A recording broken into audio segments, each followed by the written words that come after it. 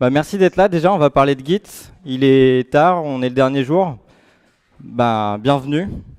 Donc cette conférence s'appelle Git, le super-héros mal aimé de ton repo. Pourquoi? Parce que on est tous obligés d'utiliser du versionning. Par défaut, un ancien a décidé d'utiliser SVN. Nous, on est parti sur Git, on ne sait pas trop pourquoi. Maintenant, on va bientôt le savoir. Avant de commencer, sachez que vous avez la démo qui est disponible via le QR code qui va être disponible que sur la partie PowerPoint qui ne va pas durer longtemps, donc n'hésitez pas à la prendre. Et on va faire une petite introduction. Qui utilise Git dans la salle? Tout le monde, ce qui est peut-être normal. Qui utilise la ligne de commande? Parce qu'on va parler de ça aujourd'hui. Tout le monde. Aïe. Plus de 20 commandes.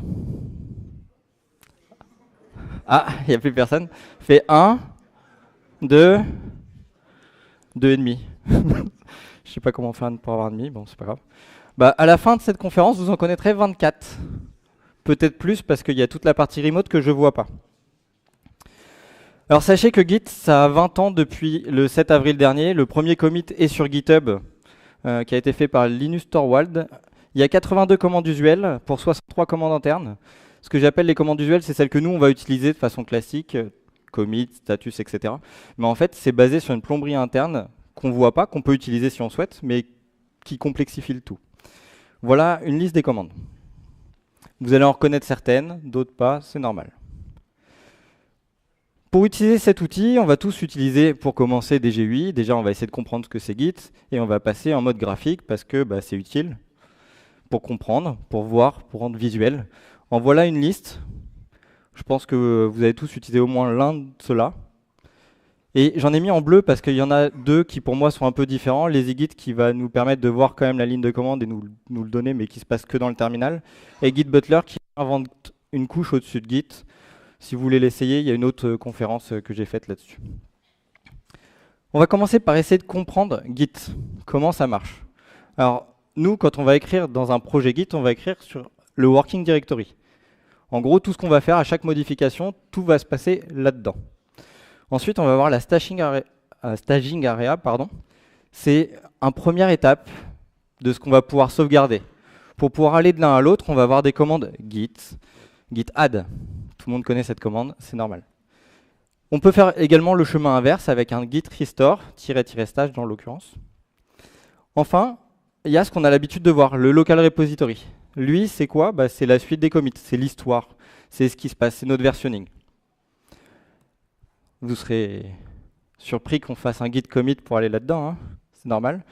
Alors celui-là, par contre, je ne vais pas vous le représenter, les commits, je pense que tout le monde connaît, on va gagner du temps. Mais on peut revenir en arrière aussi. Ce qu'on a mis dedans, ce n'est pas définitif. Et pendant qu'on est en train de travailler, on est souvent dérangé. Pour ça, on va avoir besoin de stocker des choses qu'on est en train de faire ailleurs. Donc on va les mettre dans une stashing area.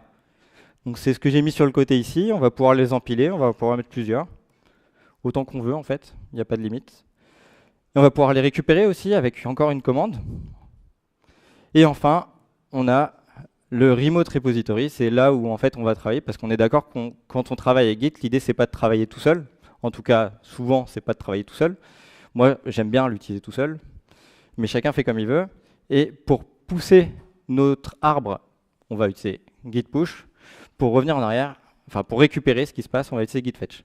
Jusque-là, je pense que personne n'est perdu. C'est cool. Du coup, on part en live démo. Est-ce que vous avez récupéré le code? Non? C'est bon? De toute façon, il sera encore là après. Alors, ce que j'ai fait, c'est que j'ai créé un repo qui va permettre de voir tout ce qu'on va faire, qui va vous permettre de le refaire vous-même après, donc n'hésitez pas à le récupérer. Pour ça, j'ai fait des readme. Merci ChatGPT pour m'avoir aidé, parce que je suis très mauvais. Voilà. Si vous avez un retour, n'hésitez pas. Si vous voulez présenter d'autres commandes, n'hésitez pas non plus à m'envoyer du code. Ça sera avec plaisir. Donc on va commencer par la partie stash. Stash, est-ce que tout le monde connaît Stash? C'est vrai? Cool. Donc ça va être rapide. Donc Stash, l'idée c'est de sauvegarder temporairement des choses qu'on est en train de faire en attendant de faire quelque chose de prioritaire sur les tâches qu'on est en train de faire. Pour ça, en fait, classiquement, on est en train de travailler sur une feature. Donc on a fait des modifications, on a quelque chose en cours, et quelqu'un va arriver et nous dire attention, il va falloir que tu fasses quelque chose. Ok, bon bah pour ça, il va falloir que je sauvegarde ce que je suis en train de faire. Donc on va faire un stash. Alors, git stash ça marche bien, mais on peut lui mettre des noms pour savoir ce qu'on fait, parce que quand on va regarder la liste, c'est bien de se repérer et pas avoir des trucs génériques. Donc c'est ce qu'on va faire, on va mettre un petit nom, on va le sauvegarder. Ensuite, on n'a plus rien, donc ça va prendre tout ce qui est dans la working directory et la staging area. Ça va la sauvegarder dans la pile de stash. Et enfin, on va pouvoir donc fixer le bug qu'on est en train de corriger. Alors, je ne vous montre pas la correction, le code a peu d'intérêt, mais vous pouvez l'avoir dans le demo.sh.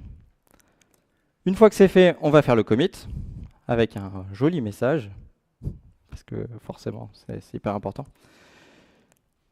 Et ensuite, on a toujours notre liste. Cette liste, elle contient le stash que je viens d'enregistrer avec le message adéquat, qui va me permettre de le récupérer très facilement.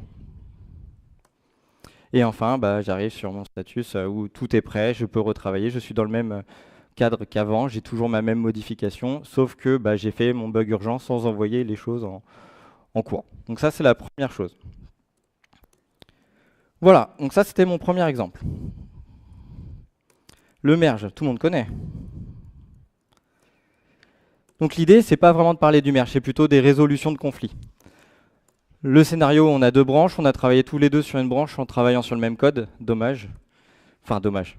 Non, c'est à ça que sert Git, c'est qu'on puisse travailler ensemble facilement.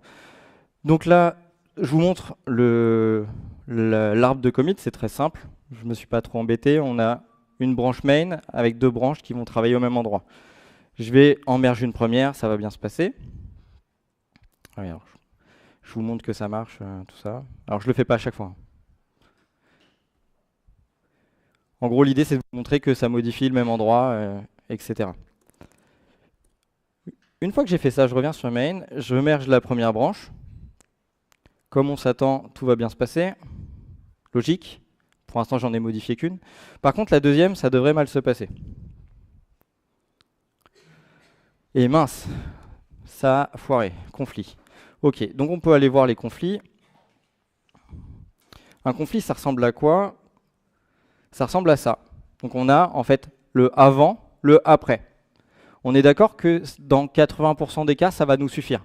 On va pouvoir survivre avec ça. Malheureusement, des fois, on aime bien aussi avoir l'ancêtre commun. Je ne sais pas si ça vous est déjà arrivé de vous dire, mais ok, mais ça a changé là, mais en fait, ça ne ressemble plus à ce qu'il y avait avant. Je ne comprends pas ce que je voulais mettre. C'est lequel qui est bon? Bah, je ne sais pas. Bon, dans ce cas-là, il n'y a pas trop de questions. Mais en fait, on va pouvoir le faire très facilement.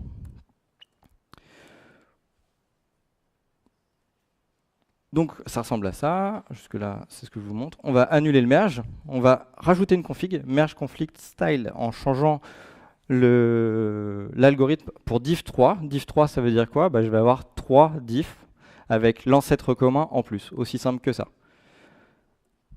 Donc si on refait le merge, bah, on aura toujours le conflit, jusque-là c'est normal. Par contre il y a une troisième qui est arrivée avec la version d'avant, l'ancêtre commun. Ça, c'est des choses qui, dans plein de cas, servent pas forcément, mais le jour où on en a besoin, vous gagnez du temps. C'est juste une option à faire avant le merge. Ça coûte rien, vous l'avez dans tous les cas. Ça marche avec les GUI après, si vous préférez le GUI, ça fait exactement la même chose. Quelqu'un connaissait ça? Ça fait pas beaucoup. Ok. Bon, après le reste, la résolution du conflit, on va la passer, et on va enregistrer, etc. etc. On passe à la démo d'après? Le restore. Donc restore, c'est quelque chose d'assez récent dans l'histoire de Git. Git, comme on a dit, ça a bientôt 21 ans, ça a 20 ans révolu. Jusque-là, pas de problème. En 2019, ils se sont dit, le checkout est très compliqué. Le checkout, tout le monde utilise checkout aujourd'hui? Non, ah, il y en a que j'aime bien. Alors le checkout est tellement compliqué qu'ils ont divisé cette commande en plusieurs commandes, sous-commandes. Restore, switch, ok? En fait, c'est la même chose, mais on les utilise plus pour la même chose en fait. Donc c'est quelque chose d'assez récent, qui va nous simplifier la vie. Donc là, on a une branche, avec 2 commits. On a un arbre, enfin, je vous montre ce qu'il y a dessus. Là, une config qu'on va ouvrir comme ça, parce qu'elle va changer plusieurs fois. Donc là, on voit 80-80, on voit qu'on a des configurations, et on va jouer avec, revenir en arrière, etc. Enfin, vous en doutez. On va faire des changements. Deux changements, config.json, utils.js, pardon. Jusque là, rien d'incroyable. Mais là, en fait, on parle de restore. Déjà, on voit que c'est noté directement dans le status. En fait, j'ai pas besoin d'apprendre. Il va essayer de me guider. Il va me dire, si tu as besoin de faire ça, tu peux l'utiliser comme ça. Ça, c'est cool. Il m'aide. Donc, en fait, on n'a pas besoin de l'apprendre quelque part. Ça, c'est plutôt chouette. Comment on fait pour restore? Si je veux restore config.json, git restore config.json. Rien de foufou, c'est fait, c'est cadeau. On peut le voir. On est revenu en arrière. Je ne vous ai pas montré la modif, donc forcément vous ne voyez pas. Mais en même temps, on voit dans le status qu'il n'y a plus qu'un seul fichier modifié dans la working directory. Et ce qui est important, c'est l'évolution des endroits où je vais faire les modifications. Là, on est vraiment sur la working directory. Je vous le remonte. On a fait un add. Add, on va switcher. On n'est plus dans la working directory, on va passer dans la staging area. Qu'est-ce qui va se passer en réel? Ça va passer en bleu. C'est beau, hein?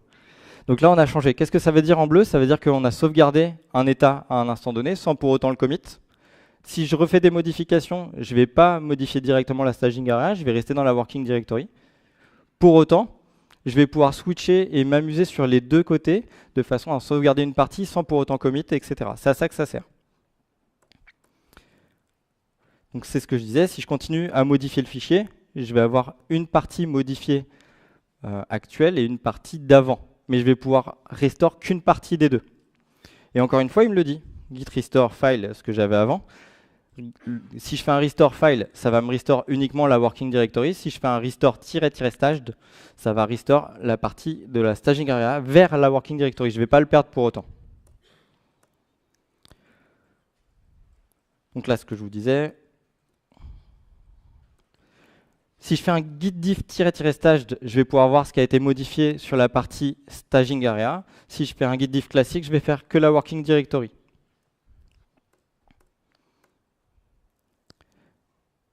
Donc là, ce que je vous disais encore une fois, c'est que le stage va me redescendre d'un cran.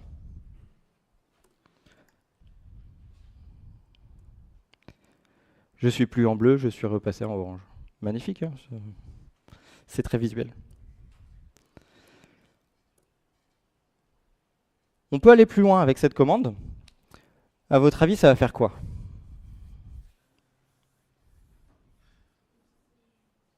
Bonne question, hein?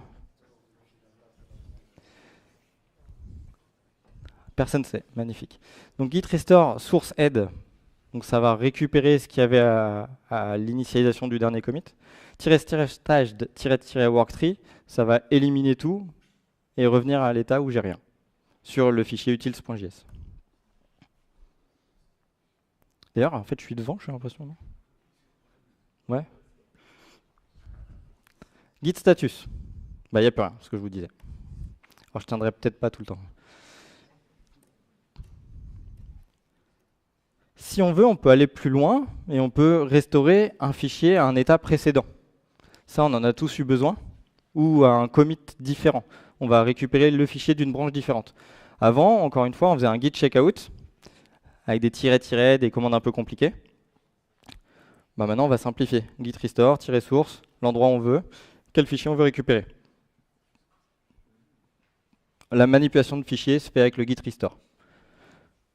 On a une commande entre guillemets spécialisée par rapport à ce qu'on avait avant. C'est plus clair, c'est plus simple. Voilà le fichier qu'on avait avant. On est passé du port 3000 au port 8080. Mais on peut revenir à ce qu'on avait avant.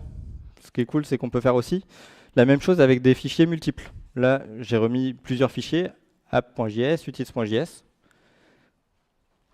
Si on fait un restore point comme le add point, ça fait exactement la même chose. Je vais restore l'ensemble de ce que j'ai. Je peux aller encore plus loin dans la commande restore avec des patterns. J'ai des fichiers texte, je veux faire que les fichiers texte, je ne vais pas les faire un par un.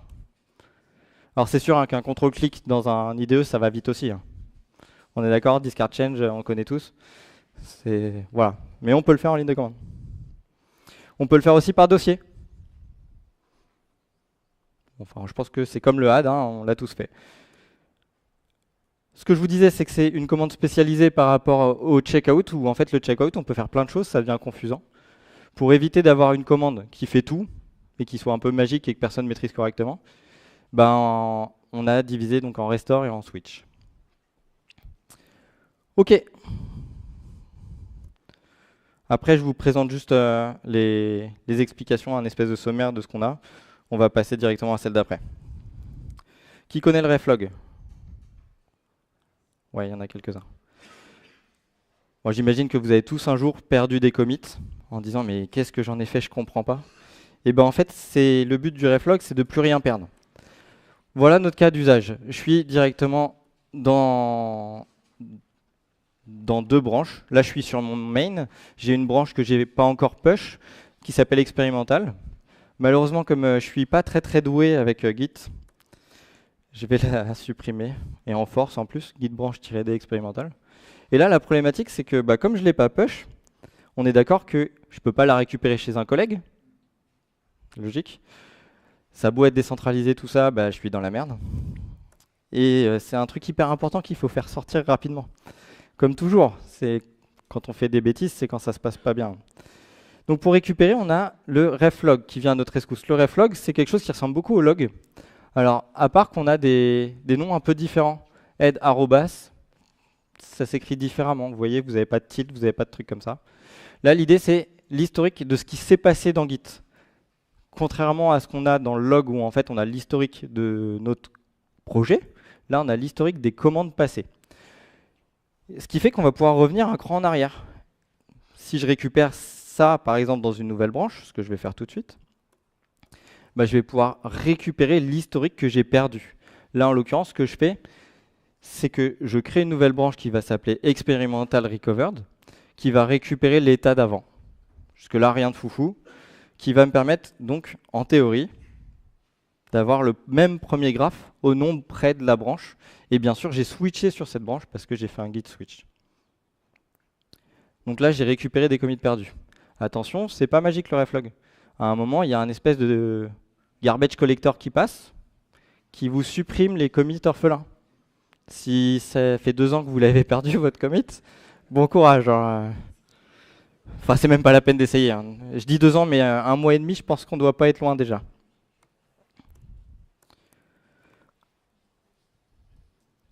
Donc ça, c'est hyper important quand on utilise Git, ce genre de choses. Après, bien sûr, si c'était poussé, vous auriez pu aussi faire le tour de vos collègues. Est-ce que quelqu'un l'a gardé en local? Est-ce que quelqu'un peut la repousser sur le repo? S'il vous plaît, j'ai fait de bêtises.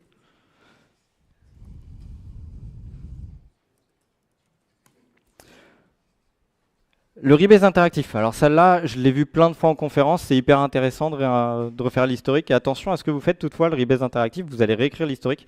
Du coup, si quelqu'un est en train de travailler actuellement sur les branches, parce que comme je vous dis, on ne travaille pas tout seul, là je suis dans un cadre où je ne vous montre pas la partie repository remote, mais si quelqu'un est en train de travailler, que moi je pousse quelque chose où j'ai modifié l'historique, j'ai réécrit l'historique. Du coup, lui, il a divergé, il est plus sur la même branche que moi, en fait, quelque part. Donc, il va se taper un méga merge, et il va vous détester. Si vous voulez continuer à garder des amis, ne faites pas ça. Ou de façon intelligente quand vous bossez tout seul ou en fin de projet, enfin en fin de branche. Donc là, on a une branche où il y a plein de choses. Comme vous voyez, je respecte beaucoup les conventions de commit quand je travaille. Et en plus de ça, des fois, j'inverse l'ordre tout simplement des mots. J'aurais pu mettre 2 fois la même chose. Et l'idée, c'est que on va avoir moyen d'améliorer ça. Parce qu'on est d'accord que l'historique, idéalement, ça devrait être un changelog. Quand vous lisez l'historique, vous savez ce que le commit y change, et unitairement. Là, par exemple, quand on a des choses comme ça, je ne sais pas lequel change quoi, ni pourquoi, en fait. Et ça devient compliqué. Donc, on va essayer de nettoyer ça. Et pour nettoyer ça, en fait, c'est pas compliqué. On va utiliser un rebase interactif. En même temps, je vous le disais juste avant. Rebase interactif-i, enfin git rebase-i pour interactif, -root pour lui dire depuis le début. Sinon, je pourrais lui dire add chapeau 4, par exemple, pour les 4 derniers, etc. etc. Il y a plein de solutions. On peut faire plein de choses. On peut garder le commit avec le mot-clé pick qu'on va voir juste après. Squash pour merger dans celui d'avant. Fixup, c'est pareil, mais en plus de ça, je vais supprimer le message du commit en cours. reward pour changer le message de commit, drop pour supprimer. Mais en fait, je peux aller plus loin que ça. Je peux aussi déplacer les commits, l'ordre des commits, etc., etc. Je peux faire plein de choses. Donc c'est parti. Exécutons ça, git rebase-i-root. Pour gagner du temps, j'ai déjà proposé cette solution où je vais avoir les premiers, je vais les garder, je vais changer des mots, tout ça. Et qu'est-ce que ça va me donner? En fait, si on regarde, ça va faire un rebase progressive. En fait, ça va réappliquer chaque commit comme s'ils n'avaient jamais eu lieu. Et ça va me proposer les modifications. Là, en l'occurrence, je suis sur un merge de 3 commits. Le premier work in progress, le deuxième et la vraie feature complète. Je vais changer ça pour garder juste le bon message. Ensuite, ça va passer à celui d'après qui va être appliqué. C'est un reward. Là, c'était add filtering. C'est une feature. On va rajouter le mot-clé fit. En théorie, c'est bon.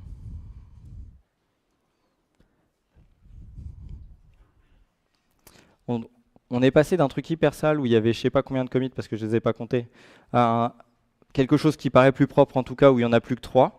Il n'y a plus que des fits. Maintenant, je vous conseille de parler avec vos collègues et de lui dire de faire un pull au bon moment. Encore une fois. En fait, c'est ça qui est bien avec Git, c'est que vous parlez avec vos collègues.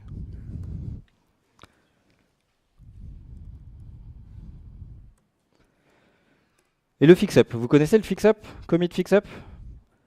Ouais, alors il y en a un qui connaît tout, il faudra qu'on se parle après. Alors le commit fix-up, l'idée c'est que c'est bien le rebase interactif de revoir l'historique, sauf que des fois je le sais au moment où je vais commit qu'il va falloir que je fasse quelque chose. Pour éviter de m'embêter, je vais pouvoir le faire au moment du commit, lui dire voilà ce qui va se passer au moment où tu feras le rebase interactif.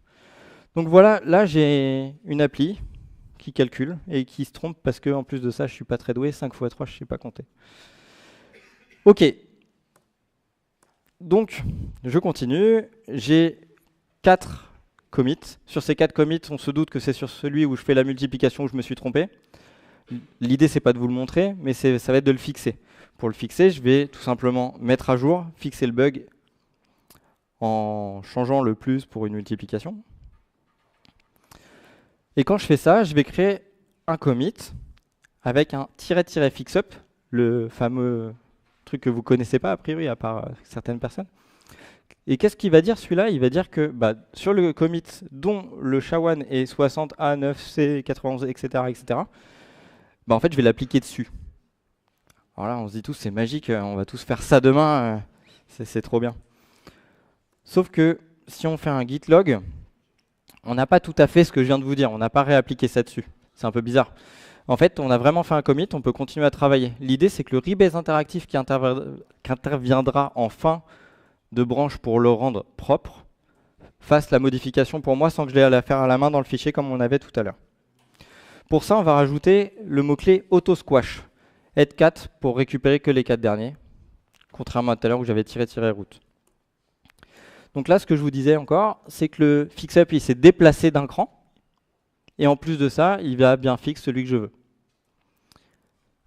Fix-up, il discarde le message, il fait tout pour moi.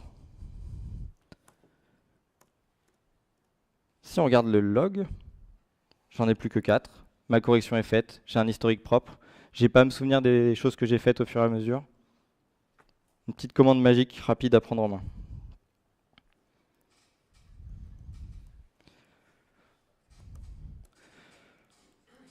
Le reset. Pour la même raison, on va redéfinir l'historique avec le reset. Attention si vous travaillez, etc. Je ne vais pas le répéter à chaque fois, mais l'idée c'est que vous compreniez qu'à chaque fois qu'on réécrit l'historique, ça peut mal se passer avec vos collègues. Moi je bosse tout seul, j'ai pas de problème. C'est pas vrai, il est là mon collègue. Donc là on a un log, on a 4 commits. Bon, en soi, pourquoi pas. On a une application, on a des choses dedans, super. On va commencer par du soft.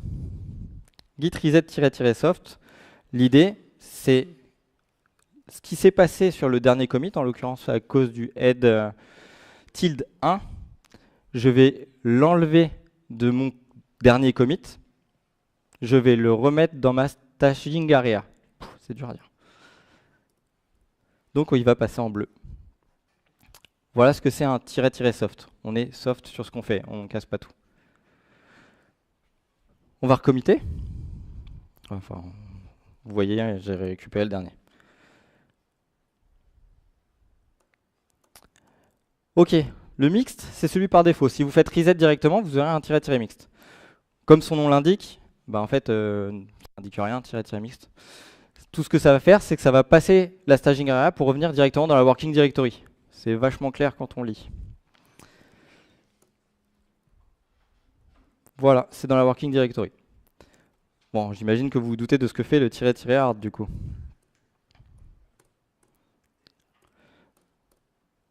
Je recommit pour pouvoir le supprimer. Donc git reset-hard, lui, bah, il va carrément supprimer mon commit. C'est vrai que c'est pas cool que, au final, ah si, c'est peut-être pas mal. C'est pas bête.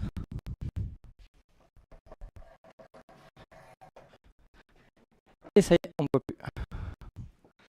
Donc là, il a bien été supprimé le commit. Donc il y a trois solutions, soft, mixed, qui est la valeur par défaut, et hard. Hard, attention à ce que vous faites. Mais vous avez le reflog pour vous sauver. Pour environ 90 jours. Je crois que je le marque. Wow. Je me souviens de la démo. Voilà, voilà. On passe à la suite. Revert, si vous voulez encore avoir des amis demain, c'est lui qu'il faut utiliser. Lui, il ne va pas supprimer l'historique, contrairement à l'autre, et on ne va pas le manipuler, on va juste inverser un commit.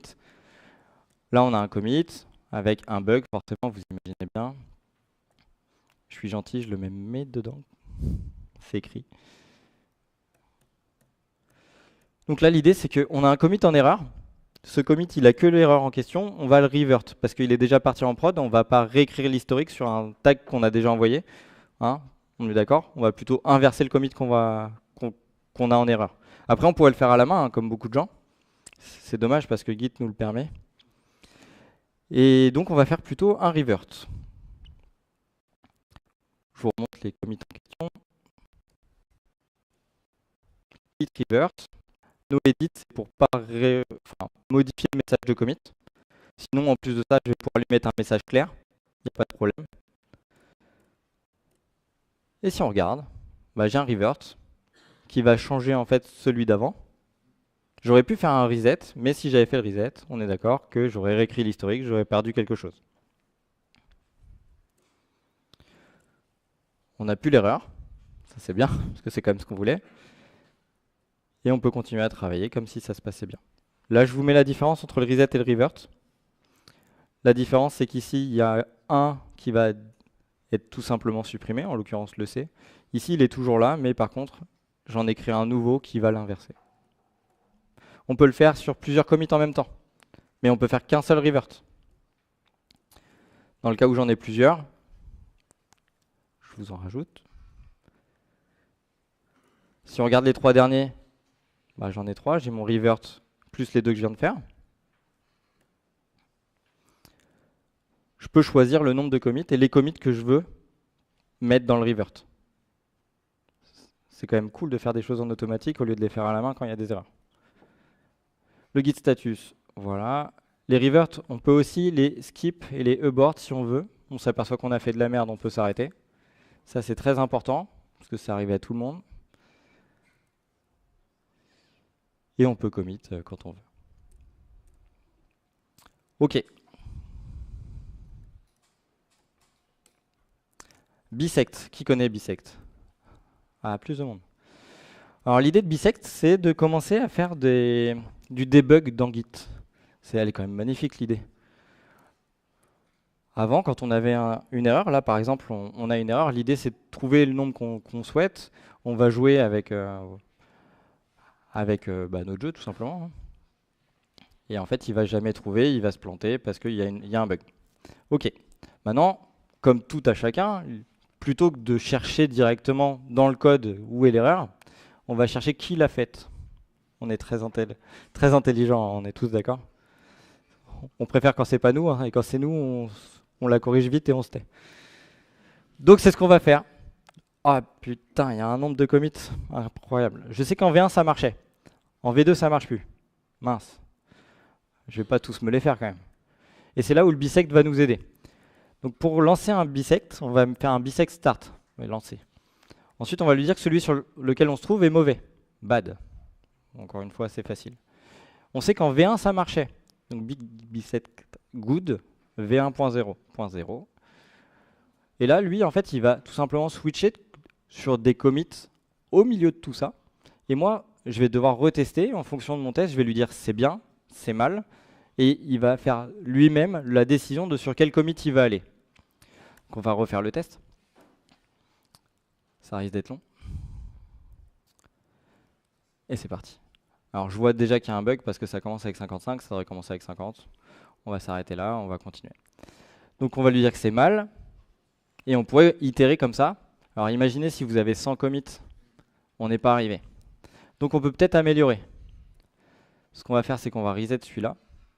Et on va recommencer. Start. Bad. Good en V1. Et on a un run qui me permet de lancer une commande, quelle qu'elle soit. En l'occurrence, là, je vais lancer npm test parce que mes tests, je suis sûr qu'ils fonctionnent. Et quand je vais la lancer, il va trouver directement pour moi en une fois. Il ne va pas s'arrêter à une entrée utilisateur. Je n'ai pas besoin de lui dire c'est bad ou good en fonction du résultat de la commande. Si elle return quelque chose d'autre que 0, et bah c'est parti, il continue. Donc il va me trouver tout seul le commit qui est en erreur. Si on le regarde, c'est dommage. Bon, si j'avais regardé le code, je l'aurais trouvé plus vite. On est d'accord. Mais l'idée, c'est pas de trouver le problème, c'est de trouver qui l'a fait. Donc voilà. Ce qui est intéressant avec cet outil, c'est ça. C'est que plus on a de commits, plus on va chercher longtemps. Et puis nous, comme on n'est pas optimisé, on va chercher en mode pick-up. Tiens, je vais prendre celui-là. Ah, c'était avant, je vais prendre celui-là. Ah, c'était avant, etc., etc. Lui, il fait pas comme ça. Lui, il a un algorithme qui va chercher de façon à optimiser le nombre de répétitions pour trouver le mauvais commit, celui où l'erreur est arrivée. Et ça, c'est chouette. Pour sortir de là, git bisect reset, et puis après, on fait ce qu'on veut, on peut corriger. On a vu tout ce qu'il fallait juste avant pour ça.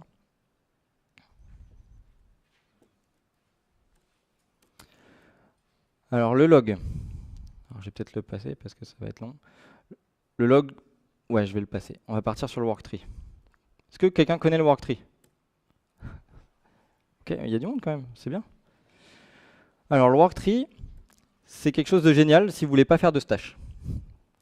L'idée, c'est que vous allez créer un deuxième working directory sur votre repo Git. Vous allez pouvoir travailler sur deux working directories différents. Comme vous en doutez, pour faire ça, quand on va créer notre worktree, on va créer en fait une deuxième entrée. Donc, de base, vous en avez tous au moins un, celui sur lequel vous travaillez, la working directory. Quand on va faire un add, on va en faire un deuxième. Donc, qu'est-ce qu'on va lui donner? L'endroit où on veut mettre le deuxième working directory. Si on lui donne que ça, il va créer une nouvelle branche avec ce nom-là, ou plus ou moins, il va essayer de récupérer la branche en question. Sinon, on peut lui donner une branche qu'on veut directement récupérer dans ce working directory. Parce que l'idée, c'est qu'on n'en ait pas deux au même endroit. Il n'y a pas d'intérêt d'avoir sur la même branche deux working directory identiques. Ça n'a pas de sens. Quand on va faire ça, il va me rajouter une deuxième entrée avec le nom que je lui ai donné. Exactement la même chose. Imaginez par exemple si vous avez une grosse appli avec une migration d'Angular, pour ne pas le citer, où vous avez carrément des versions de notes différentes en fonction de l'endroit en question, plutôt que vous amuser à faire retour. Je refais un npm install qui va me prendre 10 minutes parce que je suis dans un réseau qui... Voilà. Je reviens, ah mince, non, finalement, il faut que j'y retourne, etc. etc. Là, vous en avez deux séparés, vous ne vous posez plus de questions. Imaginez, vous êtes dans un Git flow. Vous avez le develop, vous avez le main. Vous êtes sur develop, vous êtes en train de faire une feature, il y a quelqu'un qui arrive. Main, ah, j'ai un bug. Vous changez juste de dossier. Il n'y a plus de stash, il n'y a plus de manipulation de Git, il n'y a plus rien.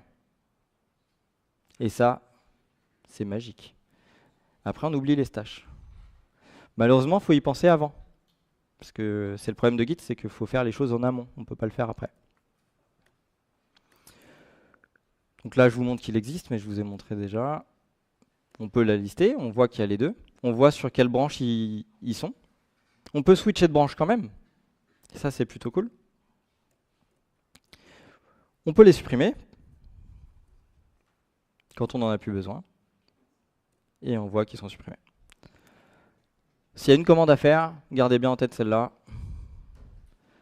Allez, on va continuer avec les cherry pick. Je pense qu'il y a plus de monde qui connaissent les cherry pick. Non? Ouais, si. Donc le problème des cherry pick, c'est que imaginez, vous avez un bug sur la main, mais vous ne l'avez pas vu, mais vous l'avez corrigé dans une branche feature. Sauf que cette branche feature, elle n'est pas encore prête à partir en prod, mais pour le coup, le bug, lui, il faut qu'il soit corrigé rapidement parce que le bug est important. Forcément, il va falloir soit refaire le dev, mais si vous refaites le dev, vous allez travailler au même endroit. Donc vous aurez un merge, donc ça va être chiant. Donc ce qu'on va faire, c'est, on va le faire différemment. Donc ici, le fixe, il a été fait là. L'idée, ça va être de récupérer ce commit dans la branche main pour pouvoir envoyer en prod et éliminer le problème de merge. Pour ça, on a une commande, cherry pick. Je suis sur mon main, je fais un cherry pick, je veux récupérer tel commit et c'est automatique. Donc j'ai bien créé un nouveau commit, c'est important, c'est pas le même. Pour autant, Git sait que c'est le même. Du coup, au moment de la résolution du merge, j'aurai pas de souci. Voilà la magie du cherry pick. On va passer à lui direct. Parce que là, l'heure est à l'avance. Je suis désolé, je vais être... Filter branche, qui connaît? Un, fait un quand même, deux. Donc là, on a fait de la merde. On a balancé un secret en prod.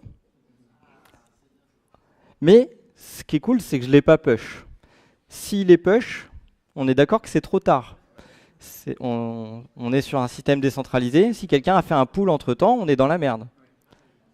OK? Mais tant qu'on l'a pas push, on peut faire des choses. Alors on pourrait faire un rebase interactif, s'arrêter sur chaque commit. Alors je sais pas qui voudrait faire ça, s'il y en a des milliers, mais moi pas en tout cas. Là l'idée c'est que ce fichier, on a quelque chose qui devrait pas être dedans, et lui il devrait carrément pas être là. Et là on a une commande qui nous permet de le faire. Filter branch. Filter branch en fait il va faire le travail pour nous de lancer la commande git rm pour supprimer un fichier en l'occurrence. Faut faire tirer force parce que je vais forcer, je vais recréer l'historique, on est d'accord? Et c'est assez long. Il y a 4 commits.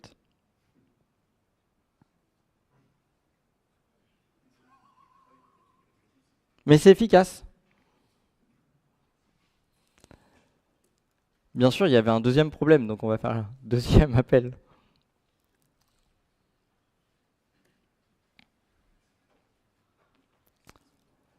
Bon, le jour où vous avez besoin de ça, des fois c'est plus rapide d'aller changer le secret et le laisser, mais c'est pas propre. On est d'accord, c'est pas très propre.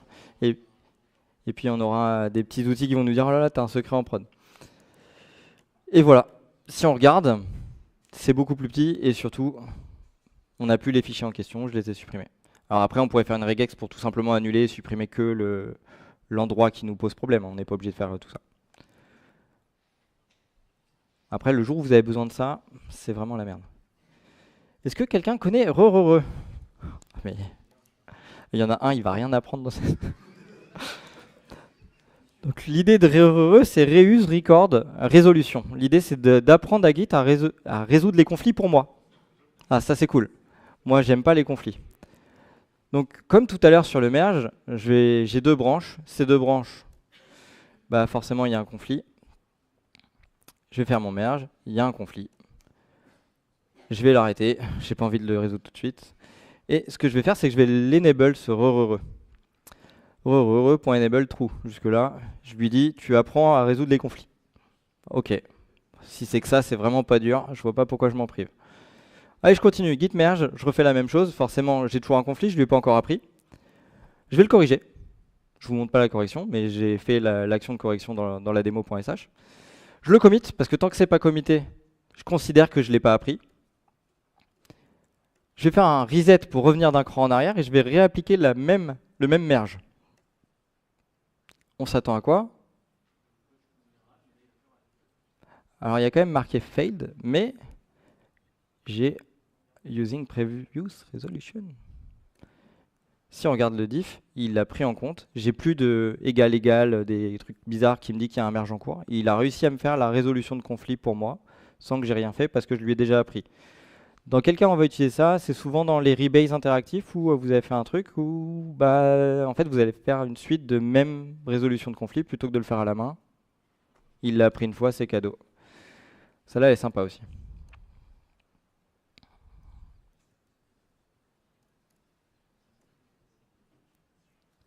Ouais, on va laisser ça.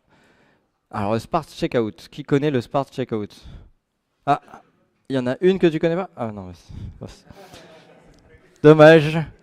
Alors, l'idée, c'est qu'on va travailler maintenant dans des monorepos, des trucs un peu énormes. Tout le monde travaille dedans. On a tous, en général, on est plutôt typé soit back, soit front, soit infra.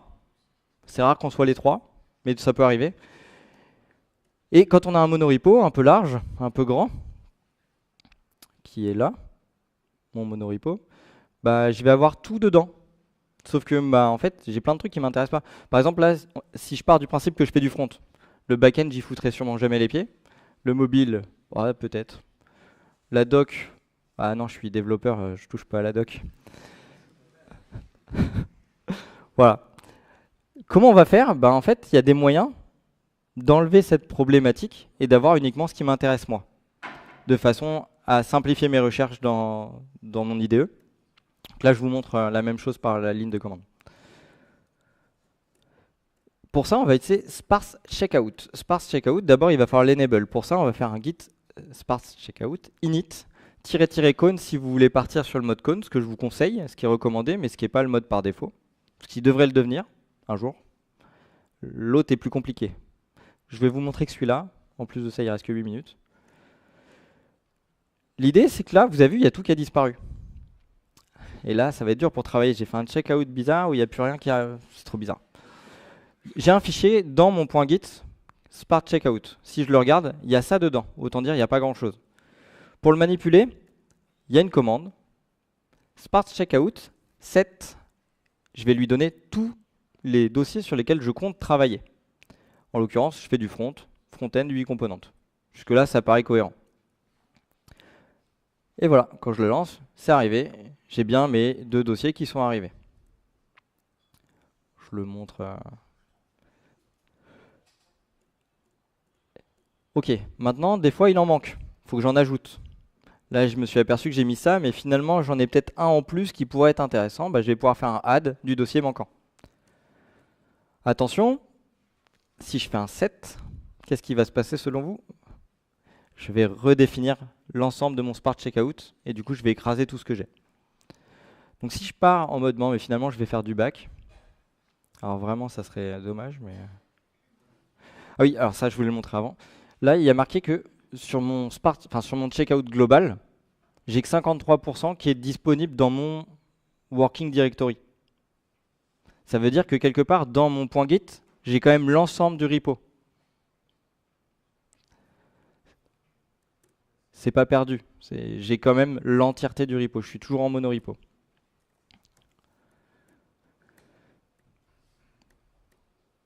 Donc, comme je vous dis, je vais vous le prouver. On peut aller voir directement via la commande lstree que je ne vous présente pas, qui voilà, permet de voir des choses dans le .git. On a toujours l'ensemble des informations qui sont bien dedans, même si je ne les affiche pas. Donc si je fais un set, j'écrase, etc., etc. Vous avez compris le principe, il n'y a pas plus de commandes quand vous faites un --cone. Si vous ne le faites pas, c'est pas pareil, c'est à vos risques et périls.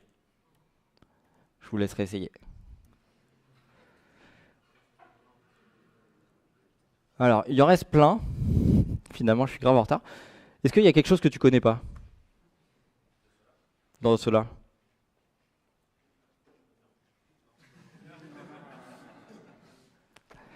Est-ce que vous voulez voir quelque chose en particulier sur les 2 minutes et demie restantes? Bundle. Alors, c'est pas parce que c'est le dernier que c'est le plus intéressant. Ah bah, je sais pas. Ils sont tous intéressants. Bundle. Parfois, vous n'avez pas Internet. Comment vous contactez votre GitHub, votre GitLab? Bah, vous pouvez pas. Pour autant, vous voudriez bien partager avec quelqu'un quelque chose. Pour ça, on va pouvoir enregistrer et sauvegarder ce que vous faites comme si vous aviez un repo remote. Pour ça, on a le bundle. en fait, vous allez sauvegarder l'ensemble de ce que on voit là, ou pas d'ailleurs, parce que vous allez pouvoir faire plusieurs choses. On a 2 branches, on a des choses. On va créer un bundle. Je vais le mettre dans bundle. Et là, je lui dis de sauvegarder tout. Alors, il l'a mis.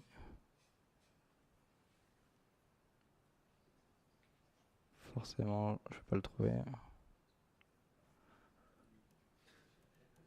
Full bundle. Il est là. Forcément, je ne peux pas le lire. C'est un bundle Git. Moi, j'y connais rien, j'ai pas de truc pour le lire. Et là, je vais pouvoir le mettre sur une clé USB, le filer à mon pote et il va pouvoir récupérer les trucs. Ça, c'est une façon de faire. Après, vous pouvez l'utiliser aussi pour le sauvegarder. J'ai un repo, ok, il est dans un bon état. Je veux sauvegarder mes sources pour dire que c'est moi qui l'ai fait. Ben, on va pouvoir le faire. Ça arrive souvent en société. Mais parfois, on n'a pas besoin de sauvegarder la totalité non plus. On ne va pas sauvegarder l'entièreté, on va sauvegarder uniquement une branche. On va pouvoir vérifier s'il fonctionne, bien sûr. S'il est valide, si on peut l'utiliser.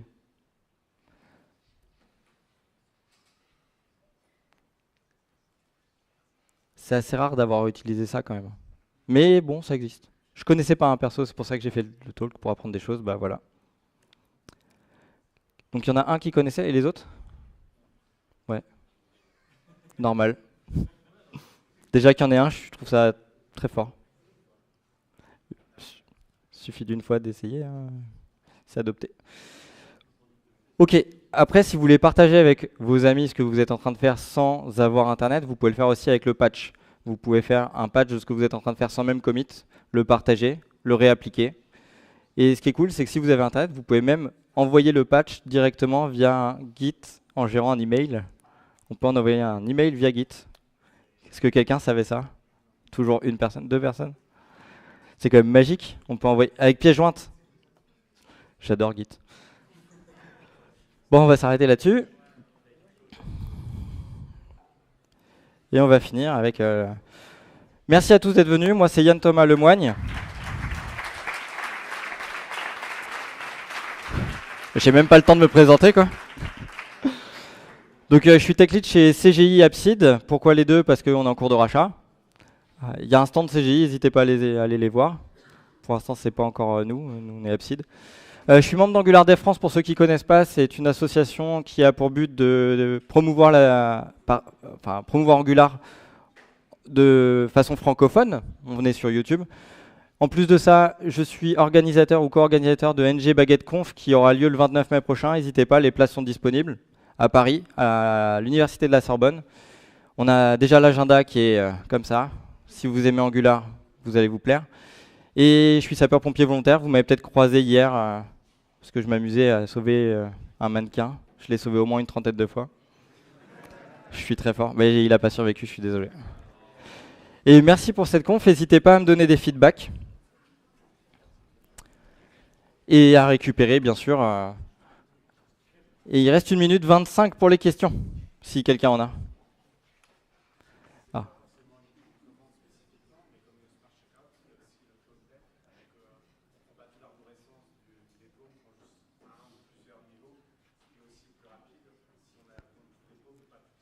Eh ben, n'hésite pas à proposer une petite évolution pour rajouter cette commande, il n'y a pas de souci. Ça me fera très plaisir.